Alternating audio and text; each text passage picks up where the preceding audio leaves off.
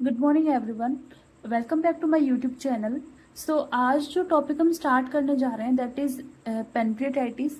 सो जो ये first lecture है इसके अंदर मैं एक्यूट पेनक्रियाटाइटिस के डेफिनेशन, इटियोलॉजी, पैथोफिजियोलॉजी और क्लिनिकल फीचर्स डिस्कस करेंगे। नेक्स्ट लेक्चर के अंदर हम उसके कॉम्प्लिकेशंस, डायग्नोसिस और उसके मैनेजमेंट वाले पार्ट को डिस्कस करेंगे। ओके, सो आज हम डिस्कस करते हैं एक्यूट पेनक्रियाटाइटिस। सो एक्यूट पैनक्रियाटिस के अगर डेफिनेशन की बात करें तो एक्यूट मतलब क्या हुआ, सडन ऑनसेट हुआ। और pancreatitis is itis means inflammation. So pancreatitis inflammation of pancreas. तो acute sudden inflammation of pancreas is called acute pancreatitis. ठीक है, so acute inflammation of pancreas is called acute pancreatitis present clinically with acute abdomen. इसके अंदर clinical features क्या देखने को मिलता है, एक्यूट एब्डोमेन। एक्यूट एब्डोमेन का मतलब होता है एब्डोमेन में पेन देखने को मिलेगा, सडन एब्डोमेन में पेन देखने को मिलता है। ठीक है, that is acute abdomen. Severity के बेसिस पे इसको 3 क्लिनिकल फॉर्म्स के अंदर डिवाइड किया जाता है, that is acute interstitial pancreatitis, acute necrotizing pancreatitis and acute haemorrhagic pancreatitis. ठीक है, अगर हम तीनों की बात करते हैं तो जब जैसे ही ये कंडीशन पेशेंट के अंदर डेवलप होती है उस टाइम पे एक्यूट इंटरस्टिशियल पैनक्रियाटाइटिस देखने को मिलता है। इसके अंदर क्या होता है, ये सिर्फ ऑर्गन के अंदर ही लिमिटेड होगा, मतलब अगर ये पेनक्रियाज है तो सिर्फ पेनक्रियाज में ही लिमिटेड होगा, बाकी किसी ऑर्गन में ये रेडिएट नहीं होगा। दूसरा क्या होता है, ये लेस सीवियर होता है। इसके अंदर जो सीवियरिटी का लेवल देखें तो बहुत कम होता है और ये ट्रीट भी हो जाता है पेशेंट में। ठीक है, सेकेंड जो होता है वो एक्यूट नेक्रोटाइजिंग पैनक्रियाटाइटिस होता है। इसके अंदर नेक्रोसिस देखने को मिलता है, धीरे धीरे डिजनरेशन देखने को मिलता है सेल्स के अंदर। एंड थर्ड होता है एक्यूट हेमरेजिक पैनक्रियाटाइटिस। इसके अंदर क्या होता है, हेमरेजिक कंडीशंस डेवलप हो जाती है, इंटरनल ब्लीडिंग स्टार्ट हो जाती है। ये बहुत ज्यादा सीवियर कंडीशन होती है। ठीक है, अब देखो मैं अगर इधर बात करती हूँ तो मैं आगे चलने से पहले थोड़ी बहुत आपको फिजियोलॉजी एक्सप्लेन करूंगी ताकि आगे का लेक्चर हमारे लिए बहुत इजी हो जाए। जैसे फॉर एग्जांपल ये क्या है, ये मेरी इंटेस्टाइन है। इंटेस्टाइन का इतना वाला पार्ट ये क्या है, मेरा ड्यूडिनम वाला पार्ट है यहाँ तक। ठीक है, ये ड्यूडिनम वाला पार्ट है, ये स्टमक से यहाँ पे आया और ये ड्यूडिनम वाला पार्ट हो गया। नीचे की तरफ क्या होती है, ये इंटेस्टाइन है, इसको हम ट्रांसवर्स कॉलोन बोलेंगे कि नीचे की तरफ ये ट्रांसवर्स कॉलोन है। ठीक है, अब देखो यहाँ पे ये क्या है, ये हमारी पैनक्रियाज है। अब पैनक्रियाज में ये पैनक्रियाटिक डक्ट है, इतनी जो दिख रही है ना ये पैनक्रियाटिक डक्ट है।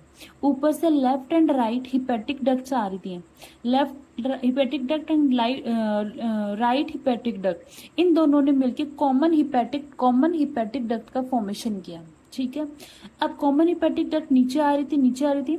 इधर से गॉल ब्लैडर से, फॉर एग्जांपल यहाँ पे अपना गॉल ब्लैडर है, सो गॉल ब्लैडर से सिस्टिक डक्ट आई। ठीक है, गॉल ब्लैडर से ये सिस्टिक डक्ट आई ये वाली, और जैसे सिस्टिक डक्ट और कॉमन हिपैटिक डक्ट दोनों मिली तो यहाँ पे कॉमन बाइल डक्ट, सीबीडी जिसे बोलते हैं, कॉमन बाइल डक्ट का फॉर्मेशन हो गया। ठीक है, कॉमन बाइल डक्ट इस पैनक्रियाटिक डक्ट से मिली और हिपैटोपैनक्रियाटिक डक्ट का फॉर्मेशन हुआ। अब ये हिपैटोपैनक्रियाटिक डक्ट जो होती है यहाँ पे एम्पुला ऑफ वेटर में स्फिंक्टर ऑफ ओडाई की प्रेजेंस में ओपन हो जाती है। ठीक है, तो ये ड्यूडिनम के अंदर यहाँ पे ओपन होती है। यहाँ पे कुछ एसेसरी पैनक्रियाटिक डक्ट भी ओपन होती हैं। ठीक है, इनको छोड़ो, अब इसको ना पैनक्रियाटिक डक्ट को डक्ट ऑफ विल्सन भी बोलते हैं। ठीक है, डक्ट ऑफ विल्सन। और जो ये एसेसरी डक्ट पैनक्रियाटिक डक्ट होती है इनको डक्ट ऑफ सेंटोराइन के नाम से भी जानते हैं। ठीक है, तो ये क्या है, अब देखो यहाँ पे ये क्या प्रेजेंट होते हैं, तो ये क्या है, ये हमारी एक्टिनर सेल्स प्रेजेंट होती हैं। सो ये जो है ये एक्टिनर सेल्स होती हैं। एक्टिनर सेल्स जो होती है इनके अंदर क्या होता है, इनके अंदर जैसे एंडोप्लाज्मिक रेटिकुलम होते हैं, एक सेल के अंदर एंडोप्लाज्मिक रेटिकुलम होता है। उस एंडोप्लाज्मिक रेटिकुलम के अंदर क्या होता है, हमारे जो पैनक्रियाटिक एंजाइम्स हैं उनका फॉर्मेशन होता है। ठीक है, अब पैनक्रियाटिक एंजाइम्स का फॉर्मेशन हो रहा है, उसके एंडोप्लाज्मिक रेटिकुलम में तो पैनक्रियाटिक एंजाइम्स का फॉर्मेशन हो गया। वहां पे जो गोल्गी अपैरेटस उसके जाइमोजन जो ग्रेन्यूल्स होते हैं, जाइमोजन ग्रेन्यूल्स जो होते हैं उसके अंदर वो पैनक्रियाटिक एंजाइम्स जाके क्या होते हैं, स्टोर्ड होते हैं। ठीक है, और जैसे ही स्टिमुलेशन आता है बॉडी से कि अभी बाहर की तरफ फूड आ गया तो उसके लिए पैनक्रियाटिक एंजाइम सीक्रेट करना है, तो ये जो होते हैं ये स्टिमुलेट होते हैं जाइमोजन ग्रेनुल, और ये इस पैनक्रियाटिक डक्ट के अंदर इसके अंदर क्या होते हैं, अपने पैनक्रियाटिक एंजाइम्स को सीक्रेट कर देते हैं और फिर वो जाते हैं कहाँ पे, जैसे फॉर एग्जांपल ट्रिप्सिन। अब इसने ट्रिप्सिन को सीक्रेट कर दिया, अब ट्रिप्सिन कहाँ जाएगा, इस पैनक्रियाटिक डक्ट के हेल्प से ट्रिप्सिन ड्यूडेनम में जाएगा और यहाँ जाके ये इसने ट्रिप्सिनोजन की फॉर्म में सिक्रेट किया था, मतलब इनएक्टिव जो है इनएक्टिव फॉर्म में सिक्रेट किया था। अब ट्रिप्सिनोजन यहाँ पे गया, फॉर एग्जांपल ये ट्रिप्सिनोजन आ गया। ट्रिप्सिनोजन जो होता है यहाँ पे जाके एंटेरोकाइनेज एंजाइम की फॉर्म के अंदर एक्टिवेट ट्रिप्सिन के अंदर कन्वर्ट होता है, ठीक है। मतलब एक्टिवेशन कहाँ हुआ, यहाँ जाके इसका एक्टिवेशन हुआ, ठीक है। सो ड्यूडेनम के अंदर गया और तब जाके इसका एक्टिवेशन जो है यहाँ पे देखने को मिला। तो इसने क्या किया, फर्दर अपना प्रोसेस जो भी होगी, इसकी फंक्शंस वगैरह जो होंगे, प्रोटीलाइटिक एक्शन होंगे, वो सब परफॉर्म करेगा। सो ये क्या है, ये एक नॉर्मल फिजियोलॉजी है थोड़ी बहुत जो मैंने एक्सप्लेन करने की कोशिश करी। इस टाइम इस तरफ ये स्प्लीन है, ठीक है। अब हम आगे की तरफ चलते हैं। जैसे कि हम बात करते हैं इटियोलॉजी का, तो इटियोलॉजी में क्या क्या ऐसे कॉजेज हो सकते हैं जो कि एक्यूट पैंक्रियाटाइटिस कॉज करते हैं। तो मोस्ट कॉमन 80% केसेस के अंदर दो कॉजेज देखने को मिलते हैं, दैट इज एल्कोहलिज्म एंड कॉलीलिथियसिस, मतलब कि गॉल स्टोन है या फिर एल्कोहलिक है पेशेंट। तो 80% केसेस में तो ये ही कॉमन होते हैं दो। बाकी कुछ और अदर कॉजेज है, जैसे कि हम एक्सप्लेन करते हैं पोस्ट ईआरसीपी। ईआरसीपी क्या होती है, ईआरसीपी एक टेक्निक होती है, ठीक है, जो पोस्ट एंडोस्कोपिक रेट्रोग्रेड कोलेंजियो पेनक्रियाटोग्राफी पेनक्रियाटाइटिस, ये एक जो है मतलब क्या होता है, एक टेक्निक होती है जिसके थ्रू हम क्या करते हैं, हम पेनक्रियाज वगैरह जो होते हैं उनके कोई भी कंडीशन के डायग्नोसिस करते हैं वहाँ पे। सो ये कंडीशन इसके बाद में इसके एज ए कॉम्प्लिकेशन की फॉर्म में एक्यूट पैंक्रियाटिस देखने को मिलता है, ठीक है। इसे पोस्ट ईआरसीपी की कंडीशन में कह देंगे, ठीक है। कुछ ब्लड बोर्न बैक्टीरियल इन्फेक्शंस की कंडीशन में, कुछ viral infections like mumps, coxsackie virus, इनकी कंडीशन में एक्यूट पैंक्रियाटिस की कंडीशन देखने को मिलती है। साथ में ट्रॉमा है, इस्चीमिया है, शॉक है, कुछ ड्रग्स वगैरह जैसे थाइजाइड्स, ओरल कॉन्ट्रासेप्टिव्स वगैरह है, हेरिडिटरी हाइपोथर्मिया, हाइपोथर्मिया कंडीशन हो सकती है, हेरिडिटरी कंडीशन हो सकती है, कुछ मेटाबॉलिक जैसे कि हाइपरकैल्सीमिया। अब अपन को पता है कि जब है ना, मतलब कि अंदर की तरफ फॉर एग्जांपल जब इंसुलिन का सिक्रेशन करना होता है बीटा सेल से, तो बीटा सेल्स के अंदर जब इंसुलिन का सिक्रेशन करना होता है तो उस टाइम पे क्या होता है, वहां पे स्टोर्ड हो जाते हैं वो।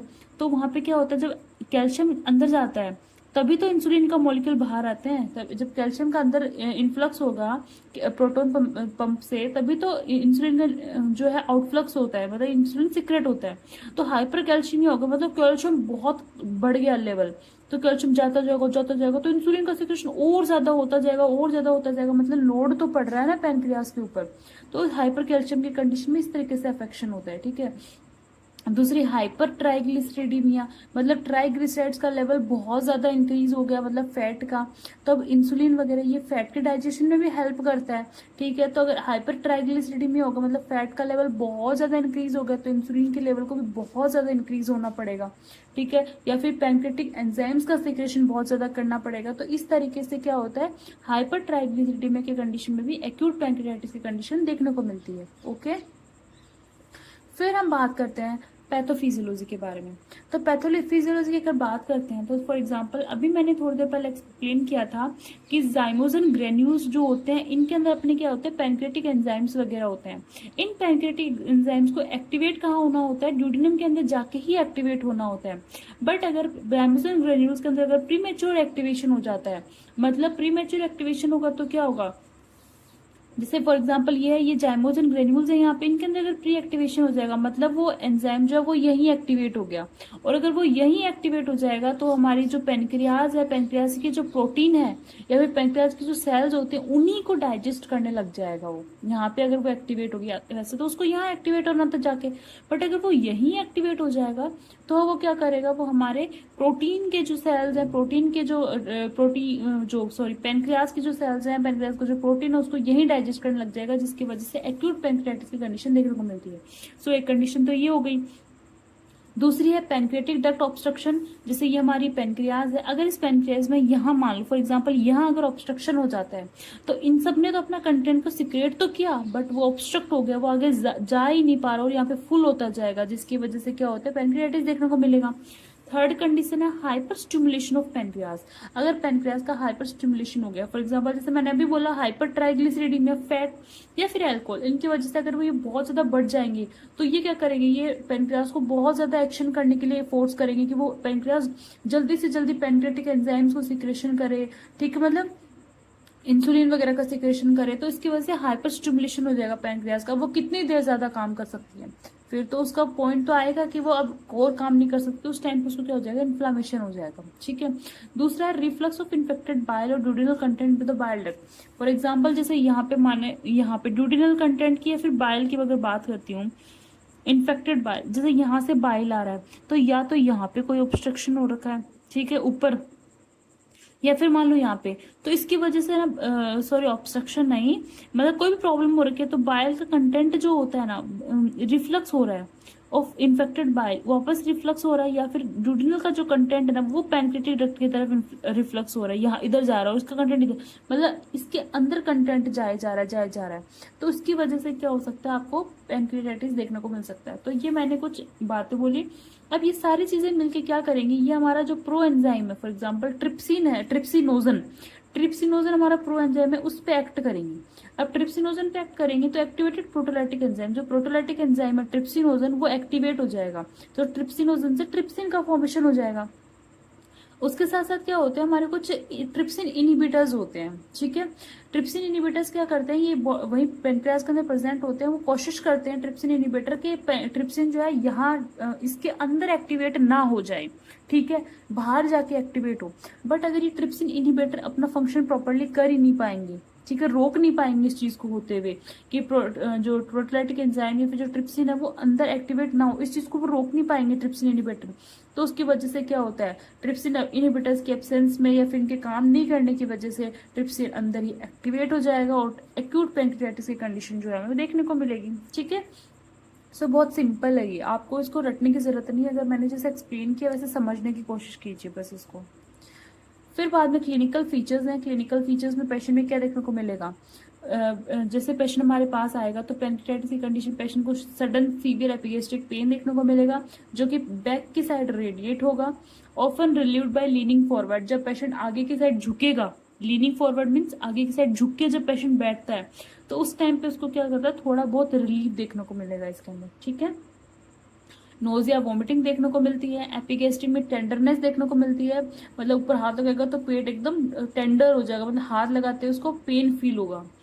बोवल साउंड्स बिकम क्वाइट और एब्सेंट, बोवल साउंड्स या तो बहुत ही कम हो जाएंगी या फिर देखने को मिलेंगी ही नहीं। ठीक है। हाइपोक्सिया, हाइपोवोल्यूमिक शॉक विद ओलिगोयूरिया, अगर ऐसे ही कंडीशन चलती रही तो ओलिगोयूरिया तो होगा ही, मतलब पेशाब बहुत कम हो जाएगा और उसके साथ साथ हाइपोवोल्यूमिक शॉक की कंडीशन देखने को मिल सकती है। ठीक है। डिसकलरेशन ऑफ फ्लैंक्स, मतलब ग्रे टर्नर साइन से हम कहते हैं, और discolouration of periumbilical region जिसे हम कूलन साइन कहते हैं, ये दोनों इंपॉर्टेंट है।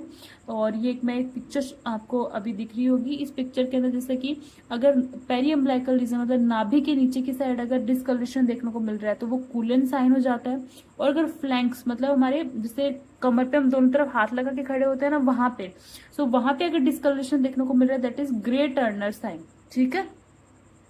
सो ये दोनों अभी जो नेक्स्ट लेक्चर है उसके अंदर हम कॉम्प्लिकेशंस के बारे में, डायग्नोसिस और इन्वेस्टिगेशन या मैनेजमेंट जो है उसके बारे में हम डिस्कस करेंगे। So thank you.